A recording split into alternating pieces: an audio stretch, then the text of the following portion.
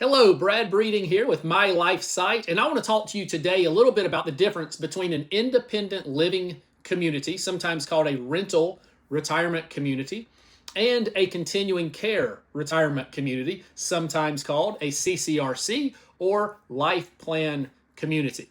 So when you think about the differences between these two, the first thing that we want to really focus on is the continuum of care. So normally when you talk about the continuum of care within the senior living space, really it's independent living, assisted living, and then skilled nursing care. I talked about the different categories of senior living in a previous video a few weeks ago.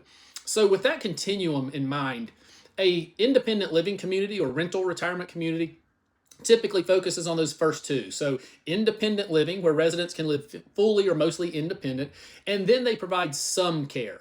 Assisted living, memory care, and the extent to which they provide those types of services can vary a little bit from one to another.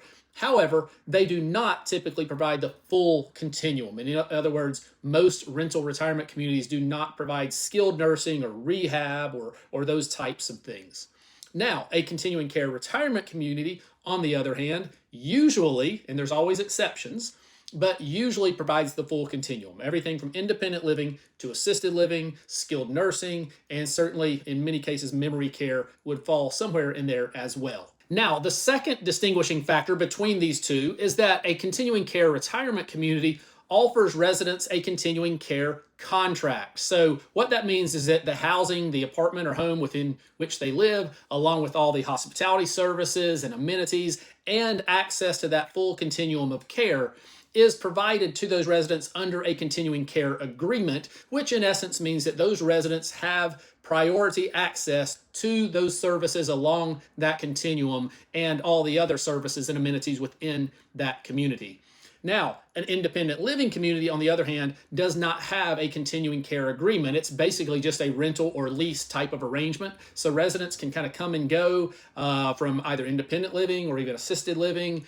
And the residents have no real priority to the various care services, whatever they may be, before anybody else that may be coming into the community. So it's not to suggest that one's better or worse, but these are the differences. So that leads to the third difference, which is really cost. Having priority access to a full continuum of care over lifetime, there is an additional cost to that. So most CCRCs or life plan communities are going to have an entry fee. Not all of them, but most of them will have an entry fee, particularly, for that continuing care agreement. Usually an entry fee is kind of tied to that.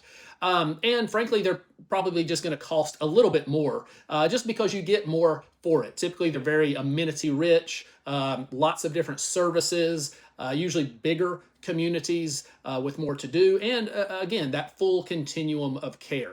And one other thing to know when we talk about this continuing care agreement is that with many life plan communities, the cost of care, in other words, as that resident needs those care services, it's often provided at a discounted cost. With rental retirement communities, on the other hand, there's no entry fee, thus the name rental retirement community.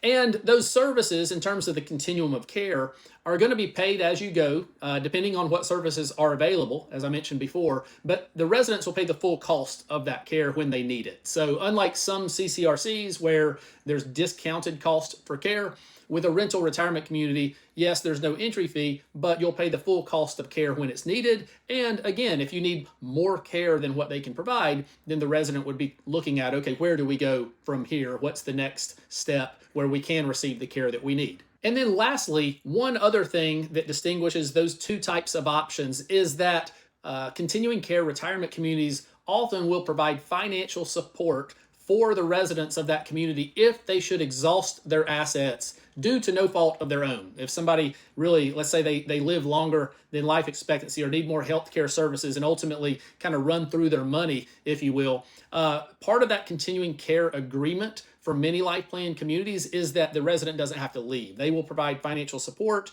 to keep them there in that community as part of that continuing care plan. Okay, so there you have it. 4 key differences between a rental retirement community and a continuing care retirement community. If you found this information helpful, I hope you'll give us a like or a thumbs up, and be sure to click subscribe and follow so you can see future videos.